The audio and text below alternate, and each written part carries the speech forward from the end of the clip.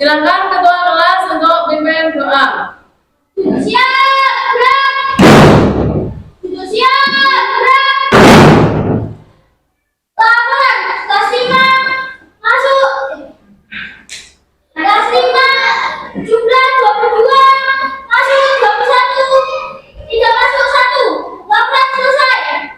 Berdoa mulai.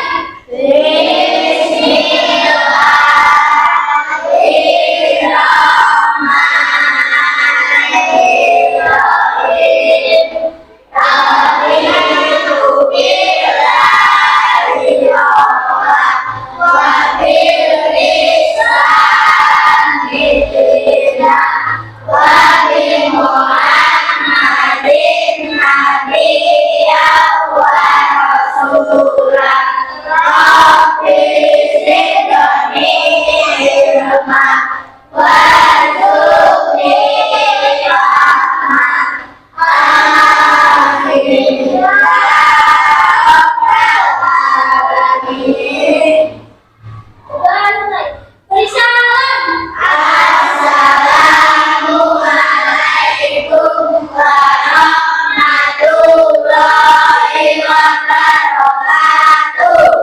Waalaikumsalam. Gimana kabarnya hari ini? Oke, biar semangat kita. Tepuk semangat.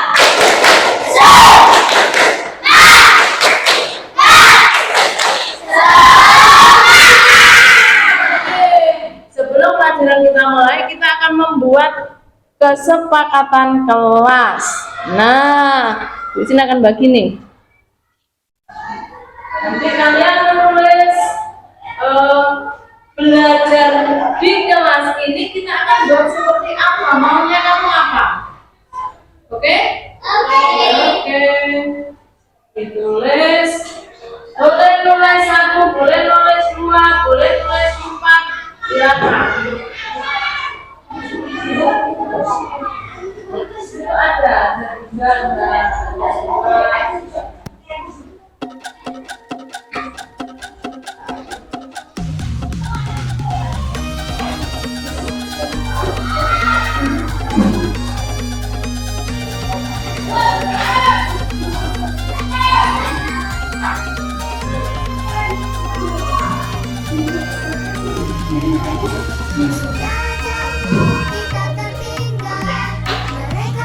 Silakan yang sudah ada.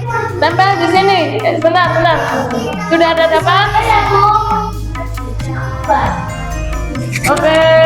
Kalau yang sudah dapat, silakan ditempel di depan. Silakan ditempel di atas.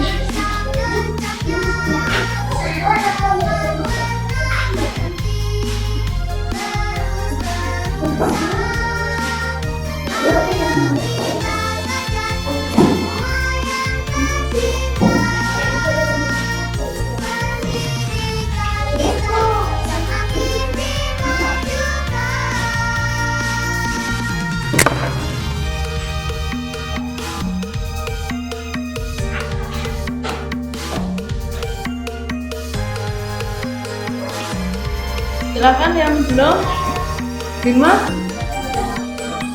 ditempel yang sudah.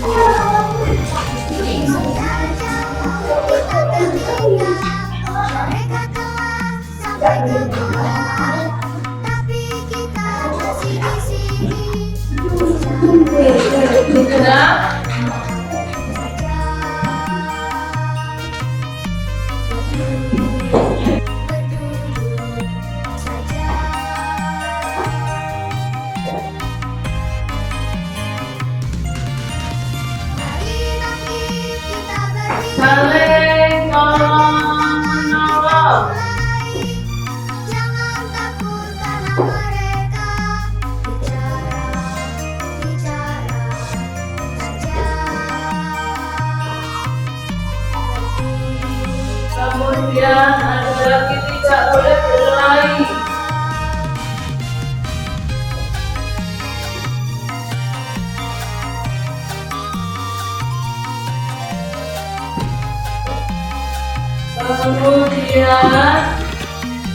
menjaga kebersihan.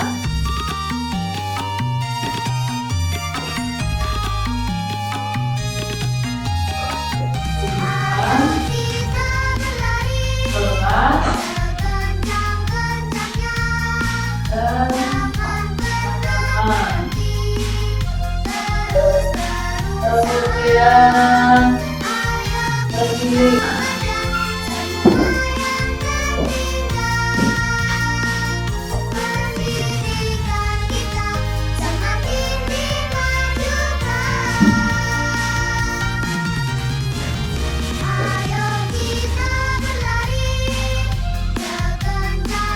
Kita bertanya,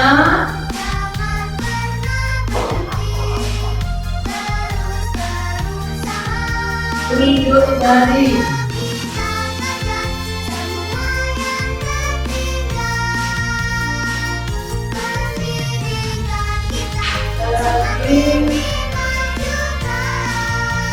Jika keluar kelas, izin. Lagi.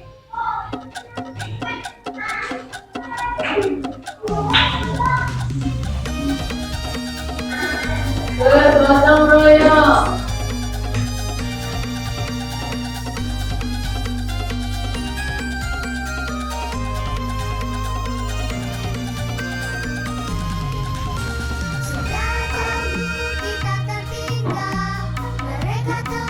Menyayangi. Ada lagi sabar. Ada lagi disiplin.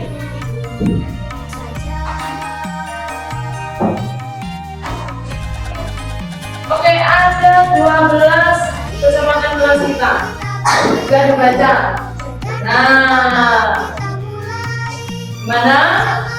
Kita akan melakukannya. Setuju? Setuju. Oke, terima kasih. Mulai kita pelajaran selanjutnya.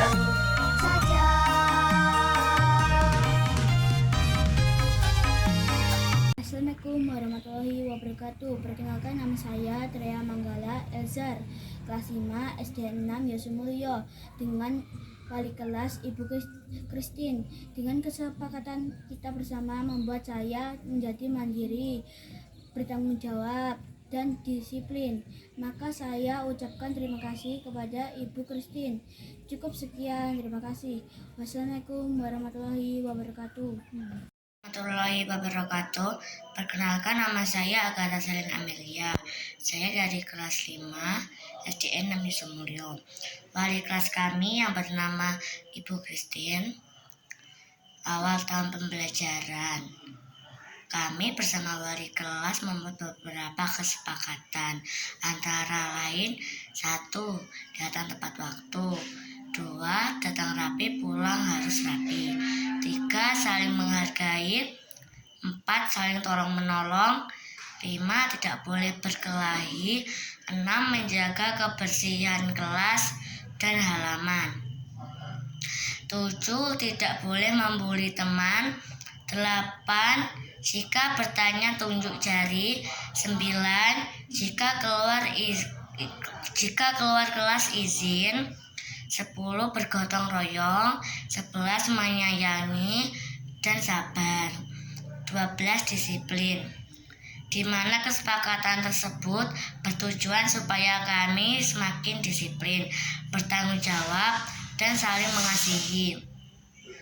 Terima kasih Bu Christine atas kepedulian kepada kami, dan kami harap Bu Christine selalu mendampingi, memperingati, dan mengajari kami warga kelas 5. Sekian dari saya, perwakilan kelas 5, atas perhatian saya sampaikan. Terima kasih. Wassalamualaikum warahmatullahi wabarakatuh.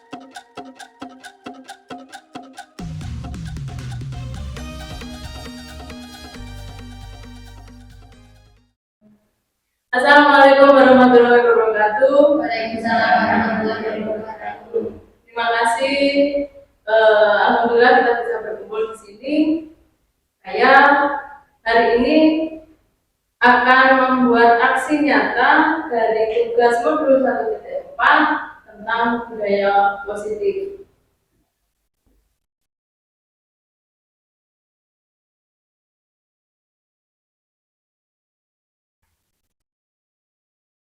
Oke, saya sekarang akan bertanya ke Bapak Ibu. Ini jawab aja, setuju atau tidak setuju. Yang pertama, hukuman dapat mendisiplinkan anak. Setuju apa tidak? Setuju. Yang kedua, memberikan hukuman dengan hal positif seperti membaca atau membersihkan halaman sekolah dapat meningkatkan disiplin anak. Setuju.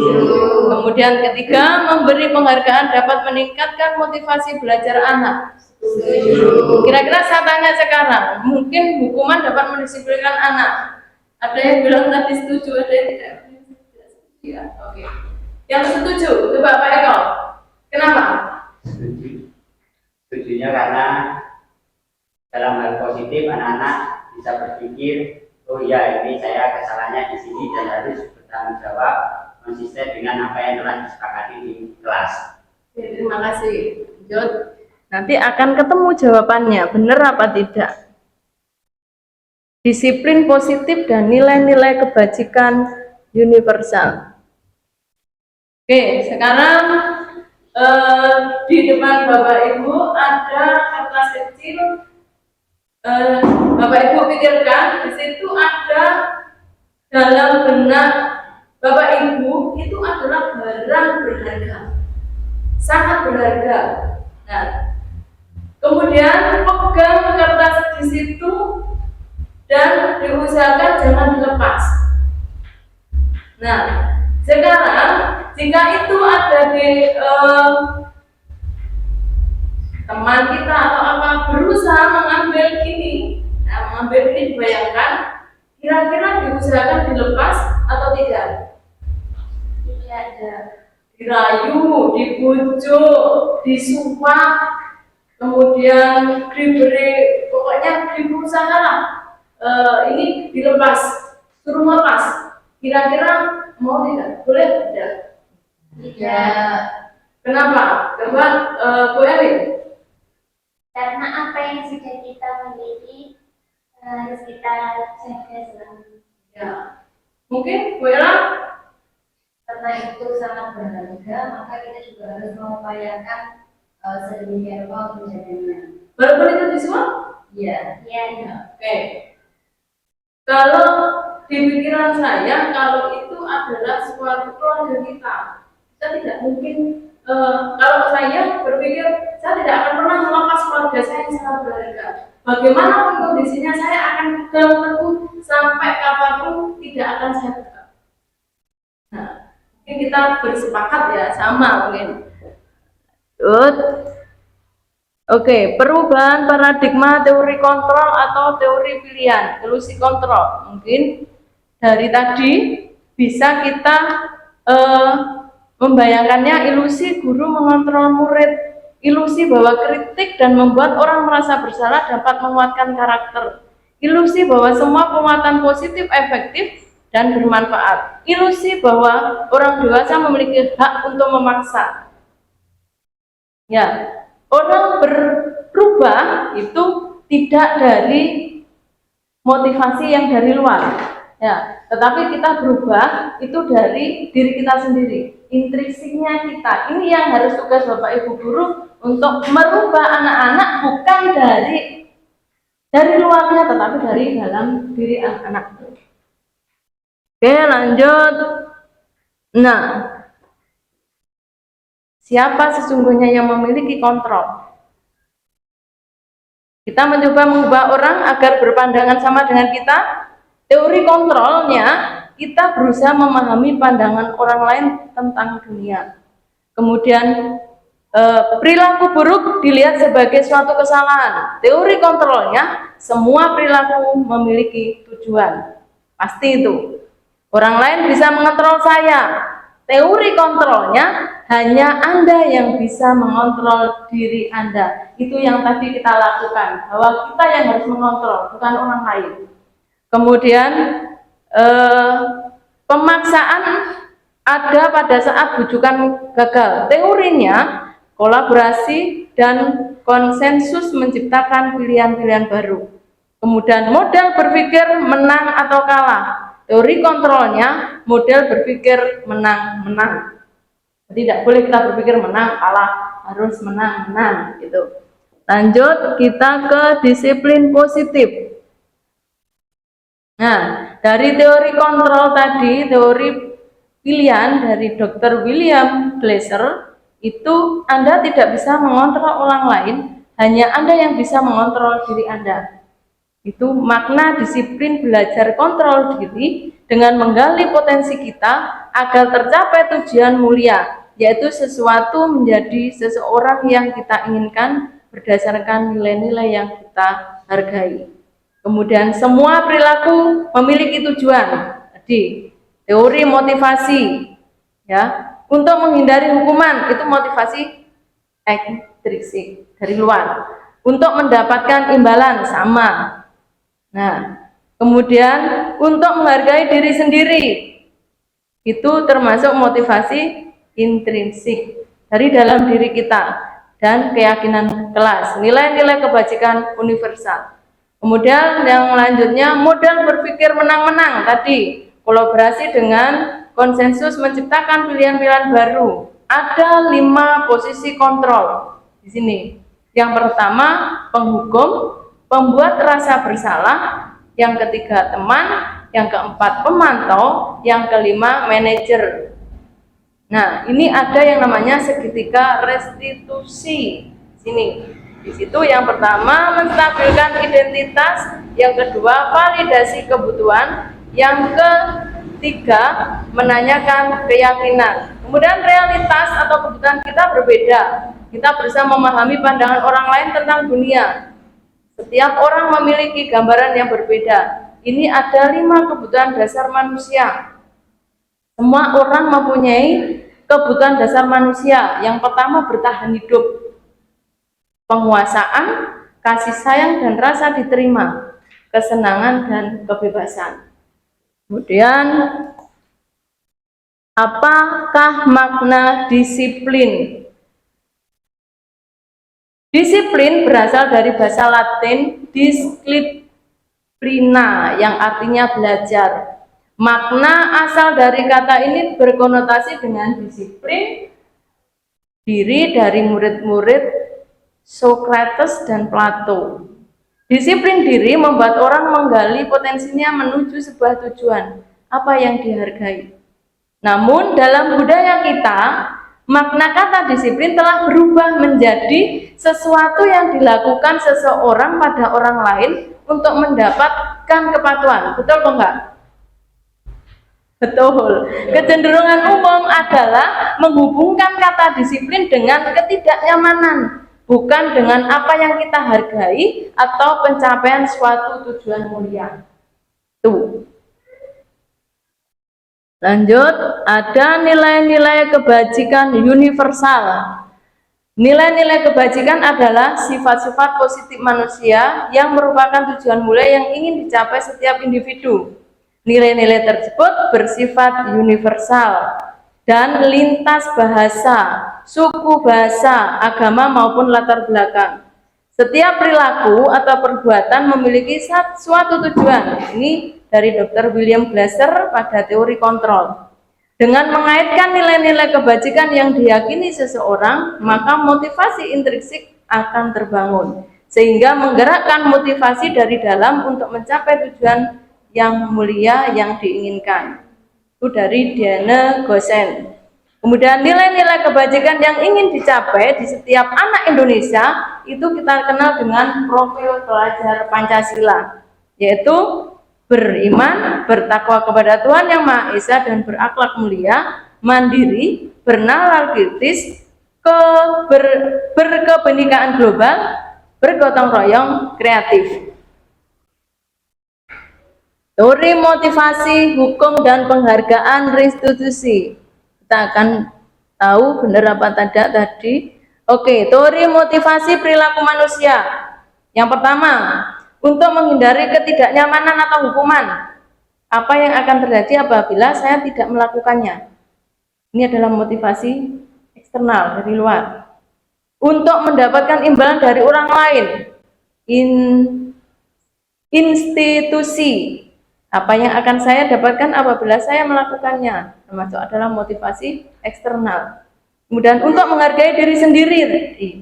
Saya akan menjadi orang yang seperti apa bila saya melakukannya. Itu adalah motivasi internal. Ini adalah tujuan disiplin positifnya yang di sini.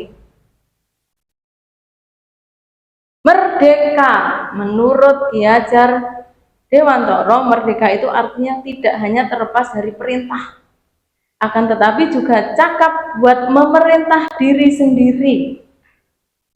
Nah, saya lanjutkan. Bentuk program kebajikan atau apresiasi. Dalam memberikan apresiasi, pengakuan perlu diingat beberapa hal. Yang pertama, beri pengakuan secara khusus, kemudian pribadi, pengakuan kepada semua murid atau bergantian, beri pengakuan secara konsisten, fokus pada prosesnya, bukan hasil. Nah, ini contoh pengakuan atau apresiasi kebajikan. Kemarin saya perhatikan dari nilai kebajikan ada rasa empatimu besar sekali. Kemudian situasinya pada saat menolong murid baru di kelas kita.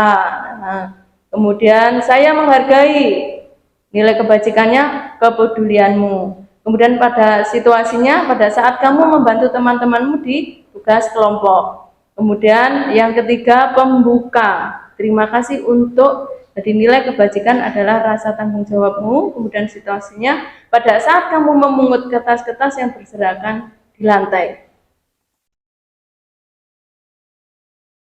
Coba kita bedakan hukuman dan konsekuensi. Yang pertama, mencatat 100 kali di dalam buku kalimat, saya tidak akan terlambat lagi karena terlambat ke sekolah. Itu hukuman atau konsekuensi? Hukuman. Lari mengelilingi lapangan basket 2 kali karena terlambat hadir di sekolah. Hukuman. Murid diminta untuk push up 15 kali karena tidak menggunakan masker ke sekolah. Mengganti kertas tugas temannya yang telah dicoret-coret. Membersihkan tumpahan air di meja tulis karena tersenggol pada saat belajar. Murid disuruh untuk menggunakan sepatu seharian. Ini tidak menggunakan sepatu, maksudnya seharian di sekolah, karena tidak mengenakan sepatu hitam, karena dia datang menggunakan sepatu putih. Akhirnya sepatu putihnya dilepas. Ini karena tidak menggunakan sepatu hitam, dia tidak menggunakan sepatu seharian. Itu termasuk hukuman atau konsekuensi. Hukuman. Lari mengelilingi lapangan basket 2 kali karena terlambat 10 menit untuk pelajaran PJOK. Konsekuensi. Nah, konsekuensi. Iya. Iya, betul. Oke, ini perbedaannya hukuman dan konsekuensi. Yang pertama, sesuatu yang menyakitkan harus terjadi. Konsekuensinya, sesuatu harus terjadi. Kemudian membuat anak sakit fisik maupun hati untuk jangka waktu lama. Konsekuensinya membuat anak merasa tidak nyaman dalam jangka waktu pendek. Nah, kalau anak membenci kedisiplinan, itu hukumannya. Kemudian konsekuensinya anak menghargai disiplin. Kemudian paksaan stimulus, konsekuensinya adalah tanggapan. Kemudian hukuman mendorong anak menyakiti diri sendiri, konsekuensinya mendorong anak agar mudah menyesuaikan diri. Kemudian hukuman konsep diri yang buruk, konsekuensinya konsep diri yang baik. Kemudian anak belajar untuk menyembunyikan kesalahan, konsekuensinya anak belajar untuk mematuhi peraturan. Kemudian marah, rasa bersalah, dipermalukan, merasa tak dihargai. Itu termasuk hukuman, konsekuensinya kehilangan hak, dibuat tidak nyaman, diasingkan untuk sementara waktu atau time out. Dan lanjut. Nah, sekarang apa itu restitusi? Restitusi adalah proses menciptakan kondisi bagi murid untuk memperbaiki kesalahan mereka, sehingga mereka bisa kembali pada kelompok mereka dengan karakter yang lebih kuat. Restitusi juga merupakan proses kolaboratif yang mengajarkan murid untuk mencari solusi untuk masalah mereka dan membantu murid berpikir orang seperti apa yang mereka ingin menjadi atau tujuan mulia dan bagaimana mereka harus memperlakukan orang lain. Itu dari teori Gosen. Ya. Nah, ini yang tadi ya, ada hukuman konsekuensinya, berarti restitusinya adalah restitusi merupakan pilihan. Kemudian yang tidak nyaman tadi menguatkan untuk murid atau anak dalam jangka waktu panjang. Kemudian korban bisa diabaikan, mungkin korban mendapatkan ganti. Restitusinya gitu. Dari penyelesaiannya masalah kita menggunakan yang namanya segitiga restitusi.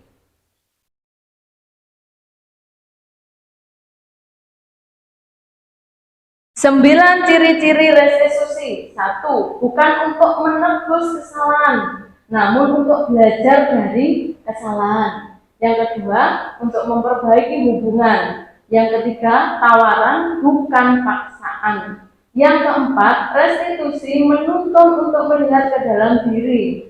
Kemudian yang kelima, restitusi mencari kebutuhan dasar yang mendasari tindakan. Nomor 6, restitusi diri adalah cara yang paling baik. Yang ketujuh, restitusi fokus pada karakter, bukan tindakan. Kemudian yang 8, restitusi fokus pada solusi. Ya. Yang ke-9, restitusi mengembalikan murid yang berbuat salah pada kelompoknya. Ini ada tahapannya Bapak Ibu ya. Bentar. Oke, mengapa tidak peraturan saja? Mengapa harus keyakinan kelas? Kita coba menjawab pertanyaan di sini. Mengapa kita memiliki peraturan kelas harus menggunakan helm bila mengendarai kendaraan roda 2? Ada keyakinannya di dalam Bapak Ibu guru, di pemikirannya kita harus menggunakan helm. Keselamatan diri sendiri. Untuk keselamatan diri sendiri.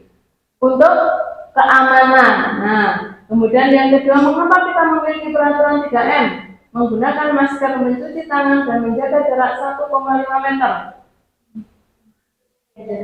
Menjaga kesehatan. Yang ketiga, mengapa kita harus memiliki peraturan harus datang tepat waktu pada saat mengikuti pelatihan? Nah, dari peraturan itu kita nanti praktek mungkin Bapak Ibu bisa dilaksanakan di kelas. Dari peraturan akan menjadi keyakinan kelas. Yaitu dari keyakinan kelas ini nanti akan membantu kita mempermudah untuk merubah karakter anak. Ya Bu, mungkin Bapak Ibu bisa diimplementasikan di kelasnya masing-masing. Lanjut.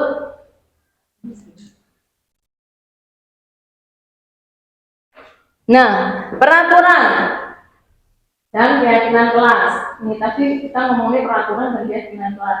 Selalu kembalikan dulu buku ke tempatnya. Menjadi keyakinan kelas, menjadi tanggung jawab. Dilarang mengganggu orang lain. Yang menghormati keyakinan kelas, kita bisa berubah menjadi menghormati orang lain. Kemudian hadir di sekolah 15 menit sebelum pembelajaran dimulai. Itu jadi menjadi keyakinan kelas, menghormati orang lain, berkomitmen. Kemudian dilarang melakukan kekerasan. Dengan keyakinan kelas, keselamatan, menghormati orang lain juga. Kemudian dilarang menggunakan narkoba, berubah menjadi keyakinan kelas, kesehatan. Kemudian bergantian atau menunggu giliran, itu menghormati orang lain, bersabar. Menggunakan masker, itu dengan keyakinan kelas, kesehatan dan keselamatan. Jangan berada di kelas atau koridor, bisa keselamatan atau keamanan. Itu bisa Bapak Ibu bisa gunakan di kelasnya masing-masing. 5 posisi kontrol. Nah, ini sangat penting. 5 posisi kontrol. Yang pertama adalah 5 posisi kontrol ini sebenarnya berhubungan dengan posisi kita menyelesaikan masalah dengan 3 apa tadi Bu? Tiga institusi yang pertama yaitu identitas gagal aktivasi. Jadi menghindari hukuman, misalnya ini menghukum. Biasanya guru yang penghukum itu biasanya dengan menghardik, suaranya agak kencang, kemudian menunjuk-nunjuk dengan tangan, tuh, menyakiti, kadang-kadang menyindir. Kemudian guru berkata biasanya, kamu tidak melakukan, awas ya. Nah, itu kita sebagai posisi kontrol adalah sebagai penghukum. Kemudian hasil membentak, menyalahkan orang lain, akhirnya anak itu akan tetap berbohong. Berbohong. Nah, kemudian kaitannya dengan dunia luar, maka murid melakukan guru yang tidak berkualitas. Kemudian murid akan berkata begini pasti itu, biar saja nanti juga marah-marah lagi, dia akan mengulangi lagi. Dampak yang pada murid, dia akan mengulangi kesalahan yang sama. Kalau kita menjadi posisi kontrol. Kemudian yang kedua adalah pembuat rasa bersalah. Nah, biasanya guru itu berbuat begini, ceramah, seharusnya kamu harus manut, ibu kecewa dengan perilaku kamu. Nah, itu kita guru sebagai posisi kontrol pembuat rasa bersalah. Jadi anak yang kita guru ngomong anak seperti itu, murid itu, dia akan merasa bersalah. Oh, berarti saya kurang begini, tidak sesuai dengan apa yang maunya guru saya.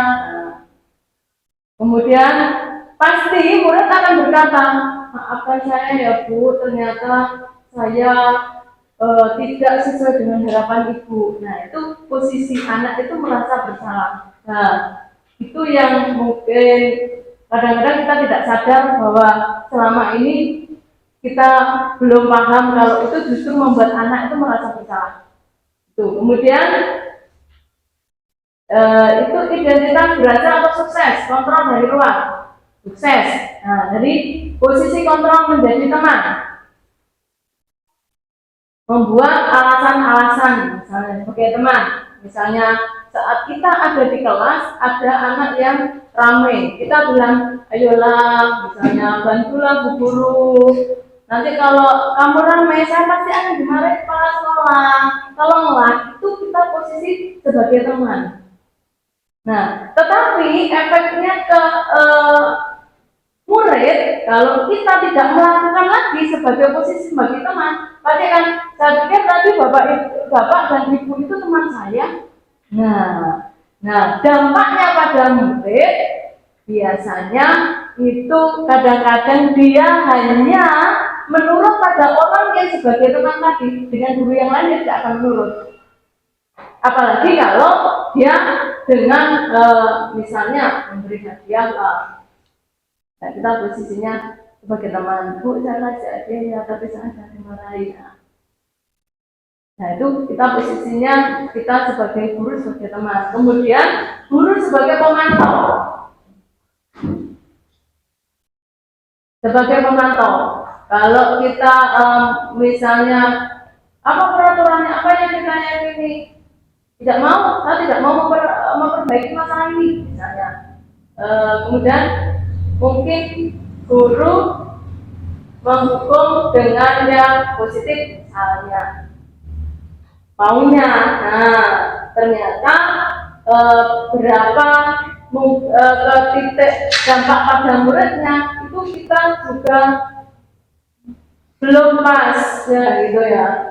Kemudian yang terakhir sebagai manajer.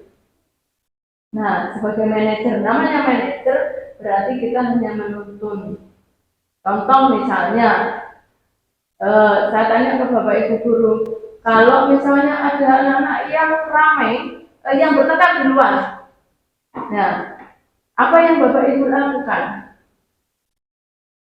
Kalau kita sebagai manajer kontrol, Penanganan dulu sebabnya atau lagi nah, alasannya kenapa. oh iya, ya betul, bagus. Jadi kalau kita sebagai manajer, kita tidak boleh menyalahkan dua-duanya. Kita panggil, kemudian kita tanya, mencari informasi. Kenapa dia menjadi bertengkar? Kenapa dia bertengkar? Gitu.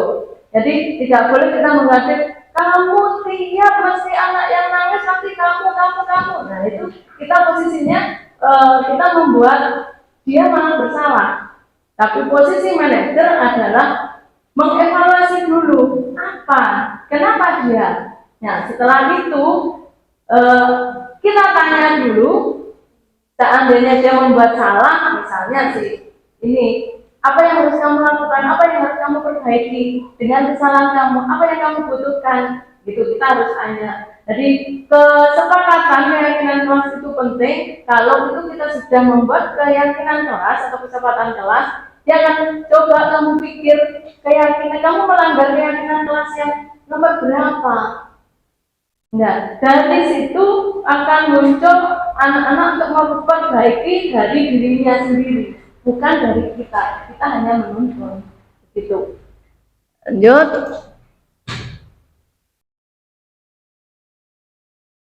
Ada pernyataan-pernyataan yang ada di kolom, Bu, Bapak. Ya, saya kecewa sekali dengan kamu. Ini siapa yang mengatakan? Dia yang membuat orang merasa bersalah. Kalau kita ada anak yang salah, saya kecewa sekali dengan kamu. Kita posisinya pembuat orang merasa bersalah. Gitu. Kemudian kamu tidak pernah benar melakukannya. Itu kita posisinya adalah penghukum. Ayolah lakukan demi ibu atau bapak. Itu posisi kita adalah sebagai teman. Kemudian apakah kamu mau mendapatkan stiker bintang hari ini? Nah, kayak seperti penghargaan ya. Kita di posisi pemantau.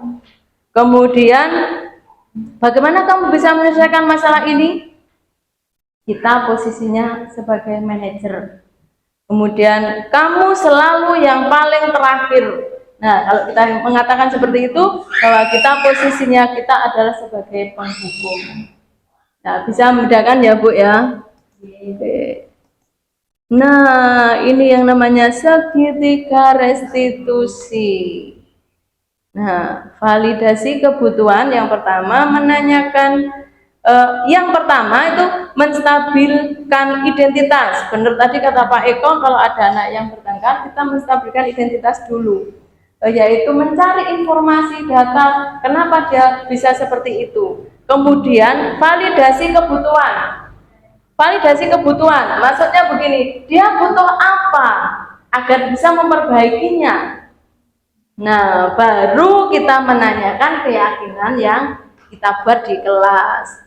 Nilai-nilai apa yang telah kita sepakati, kamu ingin menjadi orang seperti apa gitu. Nah, ini menstabilkan identitas untuk membuat anak yang merasa gagal karena dibuat salah menjadi positif terhadap dirinya. Guru berkata, berbuat salah itu hal yang manusiawi. Tidak ada manusia yang sempurna. Bapak Ibu juga buat salah. Mungkin kita bisa ngomong gitu. Kita pasti bisa menyelesaikan masalah ini. Bapak Ibu tidak tertarik untuk mencari tahu siapa yang benar, siapa yang salah. Bapak Ibu lebih tertarik untuk menyelesaikan masalah. Kemudian kalau kamu menyalahkan dirimu sendiri terus-menerus, apakah kamu bersikap baik pada dirimu sendiri? Nah, ini langkah yang pertama. Mungkin nanti kalau ada masalah, Bapak Ibu guru bisa awal menstabilkan identitas seperti ini. Kemudian lanjut validasi kebutuhan. Validasi kebutuhan, membantu murid menggali basic need atau kebutuhan dasar yang ingin dipenuhinya ketika melakukan kesalahan itu. Pada dasarnya, setiap tindakan manusia tujuannya adalah memenuhi kebutuhan dasar. Apakah itu? Penguasaan, kebebasan, kasih sayang, dan rasa terima, kesenangan, atau bertahan hidup. Ada guru berkata, kamu bisa saja kan melakukan hal yang lebih buruk, tetapi kamu tidak melakukan kan? Kamu pasti punya alasan mengapa melakukannya. Apa yang penting bagi kamu? Kamu boleh tetap berusaha menjaga sikap itu, tapi tambahkan sikap yang lain yang baru. Maukah kamu belajar cara lain untuk mendapatkan yang kamu butuhkan tanpa harus memukul atau harus menyalahi orang lain atau harus membuli orang lain? Kemudian apakah kamu bisa melakukan dengan lebih baik besok lagi? Nah, itu validasi kebutuhan. Kemudian yang terakhir, menanyakan keyakinan. Anak melihat kesalahannya dihubungkan dengan norma sosial dan nilai-nilai yang mendasar manusia berinteraksi dengan orang lain. Guru akan berkata, apa nilai yang kita percaya di kelas atau sekolah kita? Nilai-nilai universal apa yang telah kita sepakati? Kelas yang ideal itu seperti apa sih? Kamu ingin jadi anak seperti apa? Apa yang kamu rasakan ketika kamu melakukan itu? Kamu menjadi orang yang seperti apa?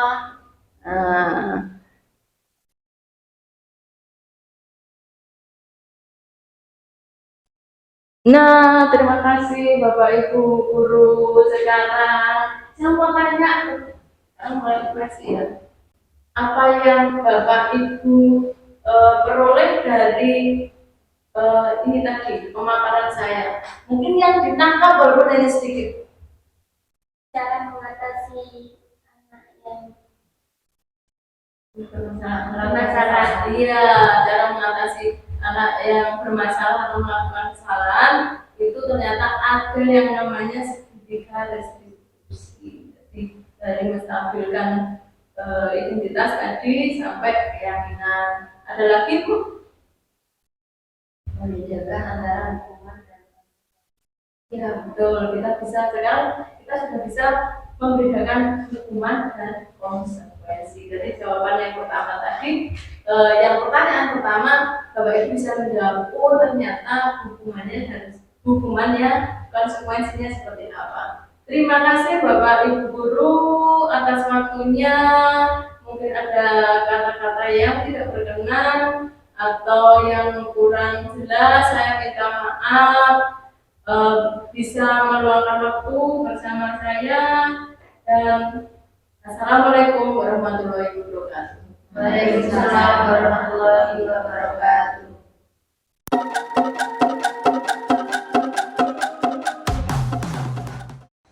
Assalamualaikum warahmatullahi wabarakatuh. Saya Ella Puspitasari selaku guru kelas di SDN 6 Yosomulyo. Di sini saya akan menyampaikan testimoni terkait sosialisasi budaya positif yang dipaparkan oleh Bu Christine. Berdasarkan pemaparan beliau, terdapat beberapa ilmu baru yang dapat saya ambil. Salah satunya yaitu tentang hukuman dan konsekuensi. Jadi, selama ini saya lebih banyak memberikan hukuman kepada siswa dibandingkan dengan konsekuensi. Alhasil, siswa saya cenderung mengulangi kesalahannya tanpa ada kesadaran dari dirinya untuk berhenti berbuat kesalahan. Hal tersebut membuat saya introspeksi diri. Jika ada siswa yang berbuat kesalahan, dengan begitu, kedepannya saya akan mengimplementasikan konsekuensi yang seharusnya didapatkan jika siswa melakukan kesalahan. Terima kasih Bu Christine untuk ilmunya, sangat bermanfaat. Demikian dari saya. Wassalamualaikum warahmatullahi wabarakatuh. Assalamualaikum warahmatullahi wabarakatuh. Perkenalkan, nama saya Ernita Kusnalia. Saya adalah guru dari SDN 6 Yosomulyo. Saya ingin mengucapkan terima kasih banyak kepada Bu Christine karena kemarin telah memberikan sosialisasi tentang budaya positif. Dari hasil sosialisasi kemarin sangat membantu saya dalam mengatasi permasalahan anak-anak di sekolah. Kemudian juga memberikan motivasi kepada saya, menginspirasi saya untuk menjadi guru yang lebih baik lagi. Bagaimana menghadapi anak-anak di sekolah dan bagaimana mendidik anak-anak yang lebih baik lagi. Terima kasih. Wassalamualaikum warahmatullahi wabarakatuh. Assalamualaikum warahmatullahi wabarakatuh. Perkenalkan, nama saya Diana Natalia. Saya salah satu guru di SDN 6 Yosumulyo. Saya mau berterima kasih buat Bu Christine melalui sosialisasinya kemarin dan pemaparan materinya tentang budaya positif dapat memberikan wawasan baru kepada saya serta motivasi dan inspirasi untuk lebih baik lagi dalam mengelola kelas. Terima kasih Bu Christine. Wassalamualaikum warahmatullahi wabarakatuh.